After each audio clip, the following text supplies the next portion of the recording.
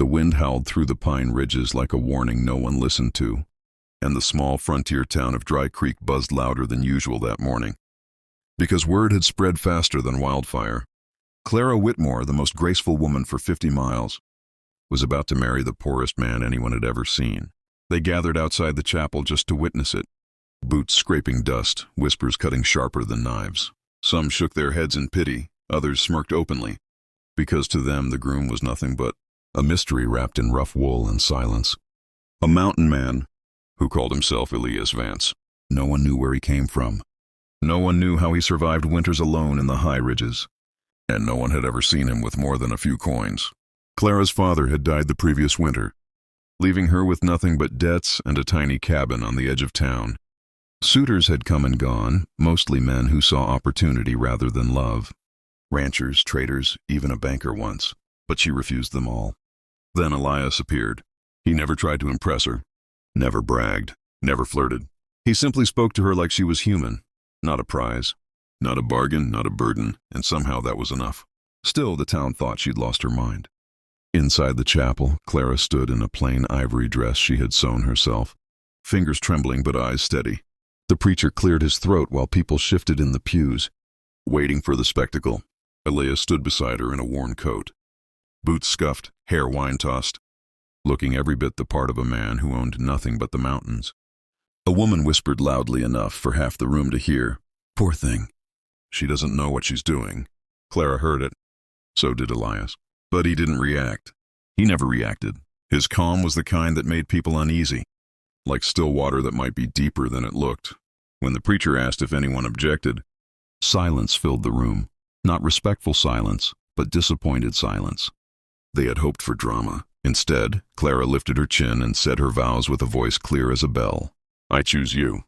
Elias looked at her then, truly looked, as if the entire world had narrowed to just her face. And when he spoke, his words were quiet but carried across the room. "I'll spend my life proving you chose right." Something about the way he said it made even the whisperers fall silent. The ceremony ended. No music, no celebration. Just murmurs and curious stares as the strangest marriage Dry Creek had ever seen became real. Outside, the sun blazed overhead. A few townsfolk lingered to watch the couple leave, eager for proof that she had made a mistake. One man called out mockingly, "Where you taking her, mountain man?" "That shack of yours up the ridge." A few chuckles followed. Elias didn't answer. He simply helped Clara onto his horse, mounted behind her, and turned toward the northern trail leading into the mountains. Clara glanced back once at the town, at the faces that pitied her, judged her, doubted her. Then she faced forward. The trail climbed steep and narrow, twisting through towering pines and jagged stone. Hours passed. The town vanished behind them, replaced by wilderness so vast it made her breath catch. Most brides, she thought, rode toward a home filled with warmth and certainty. She rode toward mystery. "Are you afraid?" Elias asked quietly. She considered the question honestly. "No," she said. "Just curious." For the first time, a faint smile touched his lips. They rode until dusk painted the mountains gold and violet. Clara expected at any moment to see a crude shack, maybe a lean-to, maybe nothing more than a campfire ring. Instead, Elias guided the horse toward a narrow pass, hidden behind a curtain of stone and brush. The path was so well concealed she would never have noticed it alone. "Where are we going?" she asked. "Home," he said. The word echoed in her chest. They passed through the gap, and the world changed. The wind disappeared. The air grew still and warm. The pines opened into a secluded valley cradled between cliffs like nature itself was guarding a secret. Clara's breath caught, because at the center of that hidden valley stood a mansion, not a cabin, not a lodge, a mansion. 3 stories tall, stone walls glowing amber in sunset light, wide windows gleaming, a wraparound porch, lanterns already lit as if someone had been expecting them. Her hands tightened on the saddle. "Elias?" she whispered. He slid down first, then lifted her gently to the ground. She stared at the house, heart pounding. "I thought you said you lived alone in the mountains." "I do," he replied. She turned slowly toward him, eyes wide with shock, confusion, and the first spark of realization. "Who are you?" He met her gaze, and for the first time since she'd known him, there was something different in his expression. Not mystery, not distance. Truth waiting to be told. And just as he opened his mouth to answer, the last light of sunset faded behind the cliffs, and the valley slipped into a hush so complete Clara could hear her own heartbeat.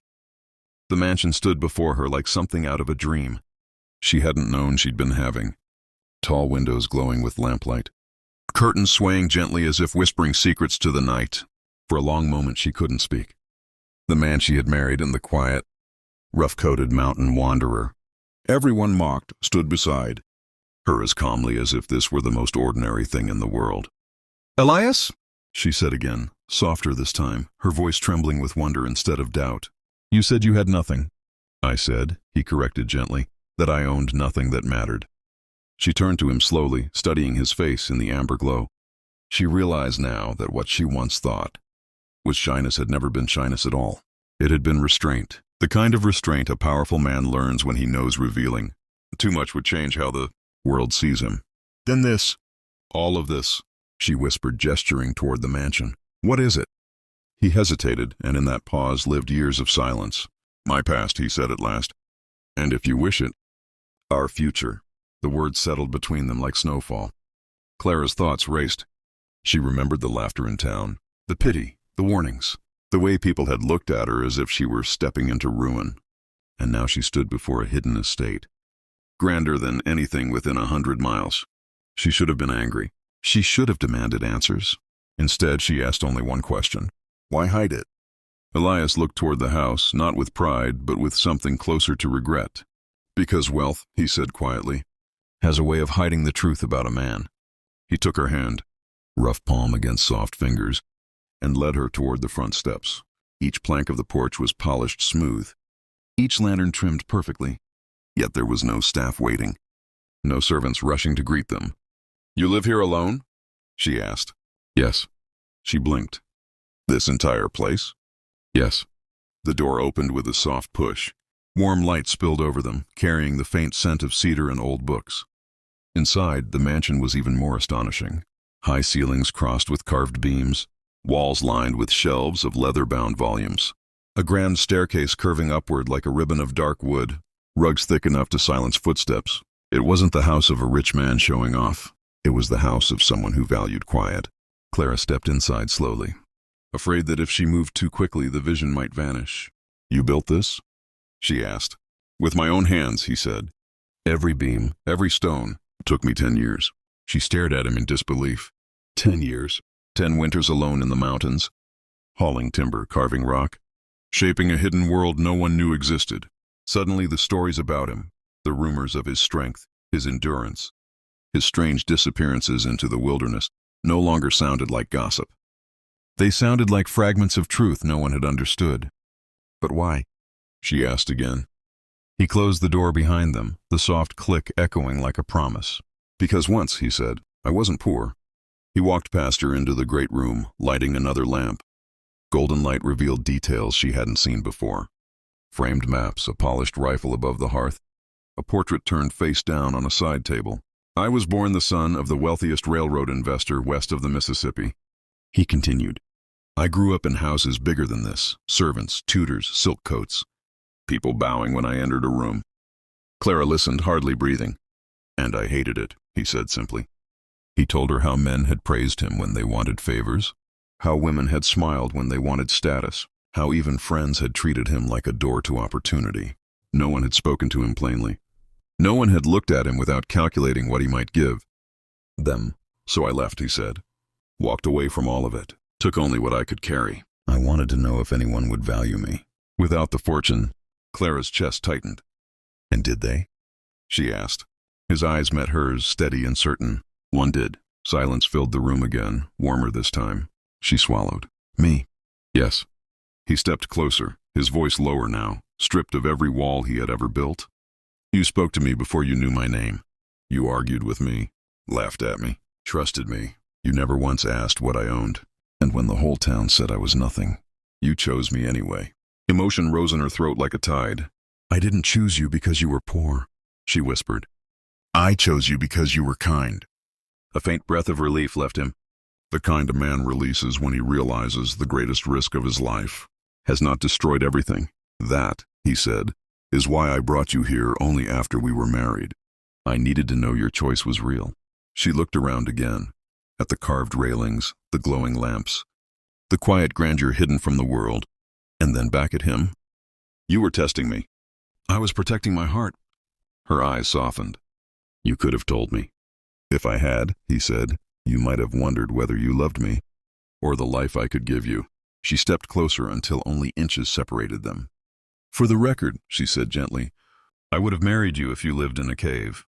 He smiled fully then, the first unguarded smile she had ever seen from him, and it transformed his whole face, like sunlight breaking through storm clouds. At that moment, Clara understood something with absolute certainty. The mansion wasn't the surprise. He was. But just as peace settled into the room, a distant sound cracked through the valley, faint, sharp, unmistakable. A gunshot. Elias's expression changed instantly. Not fear, awareness. He crossed to the window and looked toward the dark ridge. They found me, he murmured. Clara's pulse jumped. Who? The men I used to work with. Another shot echoed, closer this time. They've been searching for years, he said, voice calm but urgent.